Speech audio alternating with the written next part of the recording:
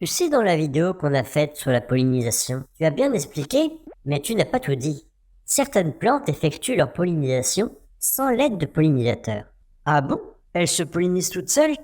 Non, pas toutes seules. Pas toutes seules, mais sans pollinisateur. Qu'est-ce que c'est que cette histoire? Je vais vous expliquer.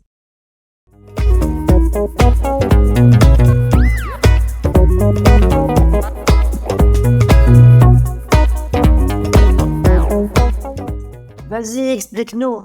Il existe deux types de pollinisation qui ne font pas appel aux pollinisateurs. Premièrement, certaines plantes sont pollinisées par le vent. Le vent? Oui, je vais vous expliquer.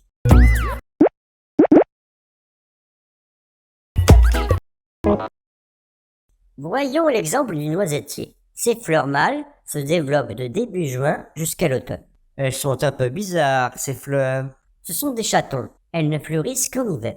En hiver? Ah oui, c'est clair qu'en hiver, il n'y a pas beaucoup de pollinisateurs. Je comprends que les noisetiers aient besoin de trouver une autre solution. Ça se passe comment alors? Les chatons jaunissent et leurs écailles s'ouvrent pour libérer le pollen qui est emporté par le vent. Ah, d'accord. Mais elles sont où les fleurs femelles? Cet arbre possède des fleurs femelles, oui, mais elles ne sont pas encore prêtes. Ah bon? Mais comment se fait la pollinisation alors? Le pollen emporté par le vent doit arriver à une autre variété de noisetiers qui a des fleurs femelles prêtes. Venez voir.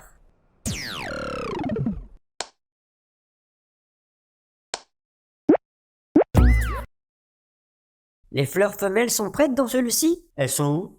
Ah, les fleurs pollinisées par le vent ne sont pas pareilles que les autres. Tiens, en voici une. Ça, c'est une fleur femelle. Elle est vraiment différente des fleurs mâles. On dirait un bourgeon de feuilles. Oui, c'est un glomérule. On peut voir l'extrémité des pistils rouges qui dépassent. Tiens, regarde, du pollen est apporté par le vent. Il se dépose sur les pistils. Ça y est, la fécondation a eu lieu. Une noisette va pouvoir se former.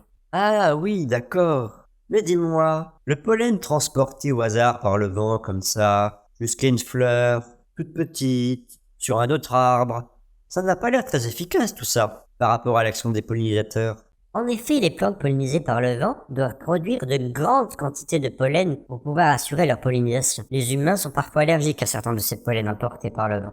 Intéressant. Mais tu nous avais pas parlé d'une autre pollinisation qui ne faisait pas non plus appel aux pollinisateurs? Oui, en effet, la pollinisation par l'eau. Par l'eau? C'est quoi cette histoire?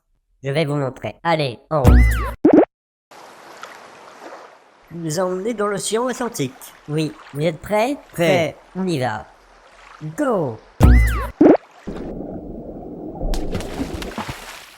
Nous voici dans un herbier. Ces plantes aquatiques que vous voyez là, ce sont des austères marines. Elles se multiplient principalement en faisant des boutures, mais elles font aussi des fleurs. Des fleurs? Où ça? Ah, j'en vois une. Ah non, ça c'est des œufs de sèche. Les herbiers sont très importants pour la biodiversité. Ils abritent de nombreuses espèces. Tiens, vous voyez sous cette feuille, dans la gaine, des fleurs sont regroupées en épis. Il y a des fleurs mâles et des fleurs femelles.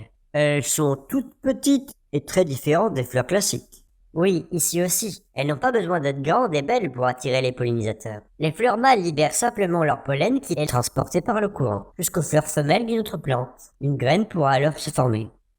Ah, d'accord. Et les graines seront d'ailleurs aussi transportées par le courant. Pratique. Alors, ça vous a plu? Oui, super intéressant. Et encore, je ne vous ai pas tout dit, il y a plein de diversité dans la nature. Certaines fleurs sont pollinisées par l'eau de pluie. D'autres plantes aquatiques font flotter leurs fleurs ou leur pollen. Waouh. Merci Flore. Et à bientôt pour une prochaine vidéo.